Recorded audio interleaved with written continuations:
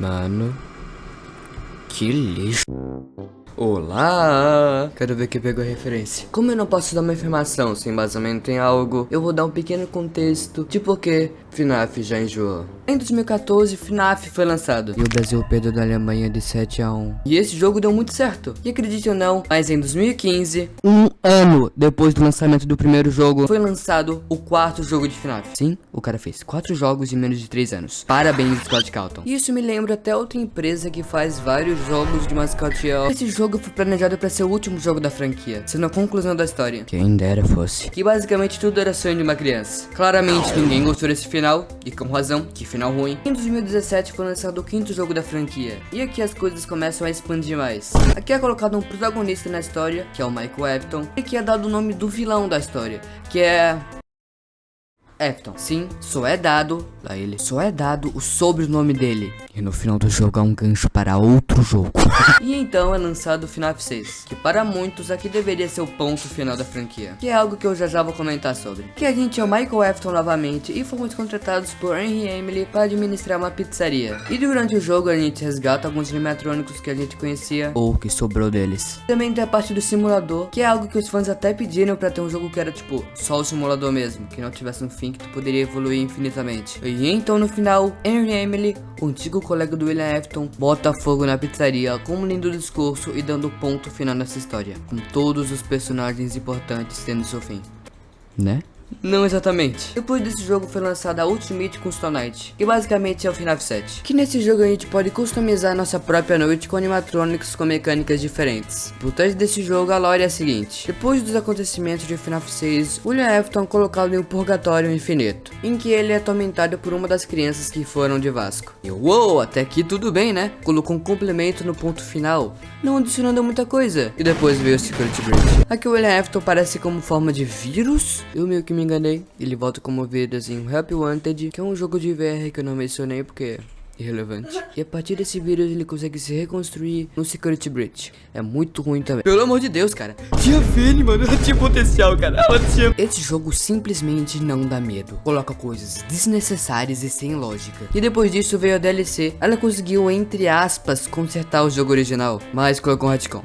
E pra quem não manja o que é o retcon, eu vou dar um simples exemplo. Pensa que em um filme é apresentado esse cara, e o nome desse cara é Felipe. Esse cara se chama Felipe. Depois lança uma continuação do filme dizendo que na verdade o nome desse cara não é Felipe, e sim Carlos Felipe. Isso foi um exemplo simples, só tirou o nome, já que troca o vilão da história. Sabe aquele vírus lá que tinha sido estabelecido como William Afton, que reviveu? Na verdade ele era um Mimic, que esse cara aqui só não tinha sido apresentado antes, só nos livros. Então pra tu saber quem é esse cara aqui, tu tem que ter lido os livros. E diante de tal polêmica, a Steel Wool lançou o Secret of the Mimic, que é uma explicação desse retcon, e que esse jogo também passa lá no início da história de FNAF, sendo o primeiro jogo da timeline. Ele nos introduz quem é o Mimic, porque ele surgiu, e eu não vou me dar o trabalho de falar como é esse jogo, que só saiba que ele é tipo Secret Breach, só que melhor. E por esse motivo e outros, eu afirmo com total certeza que FNAF já enjoou. FNAF não enjoou não. Sim, amigo de coloração amarela com olho sociopata, FNAF podia sim ter tido um rumo bem melhor.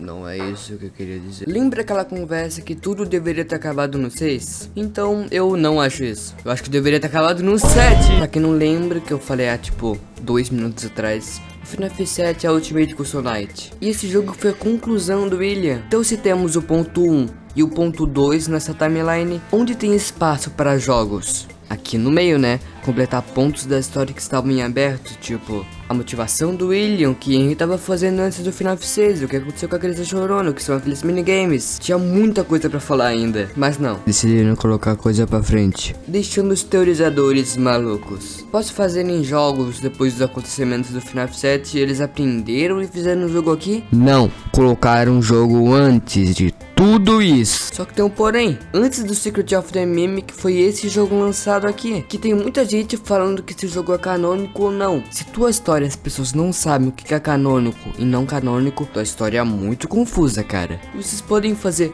por favor, algo um pouco mais fácil de entender. A história de FNAF deixou de ser complexa há muito tempo e se tornou simplesmente confusa. Se tu pegar pra tentar entender a história de FNAF, eu recomendo terapia, que eu já fui um, entre aspas, fã de FNAF. Mas cara, não dá mais. Que bagulho confuso. Tem os livros, cara, os livros, eles literalmente geraram uma super discussão na internet se são canônicos ou não. Novamente lembrando que citou histórias que pessoas não sabem o que é canônico ou não, não é boa essa história, cara, tá muito confusa. Depois do FNAF 7, por que não fazer tipo um jogo que se passa na Juniors? Não um shopping gigantesco. Vamos fazer um filme. Sério, cara, legal, vai esclarecer bastante coisa da lore, né? Finalmente uma coisa decente. Não, a gente vai fazer um filme com uma história diferente dos jogos. Pior que isso, é sério, cara. E o filme nem foi bom. Um remake era tudo que precisava pra essa franquia. Agora que eles já têm noção de tudo e todos os erros que eles cometeram, eles poderiam fazer um remake explicando as coisas de forma melhor, sem atitudes ruins. Por favor. E um dos motivos por a história de FNAF tá tão confusa é que o Scott Cawthon, quando lançou o primeiro jogo, ele não sabia de nada sobre a história. Ele só tinha 5 crianças, foram presuntadas e a pessoa era animatronics. Era só isso. Ao decorrer do sucesso, ele foi fazendo mais jogos e adicionando mais coisa pra história, tudo no freestyle, deixando em aberto muitas coisas que poderiam ser contadas. Scott Cawthon nunca foi de falar, ei, isso que é que aconteceu. Não, tudo é um mistério, tudo os teorizadores que tem que descobrir, tudo é muito confuso. E enfim, esse foi meu vídeo. Um desabafo de um ex-fã de FNAF que acha que essa franquia poderia ter tido um rumo muito melhor. Meu nome é Luigi e sempre se lembra de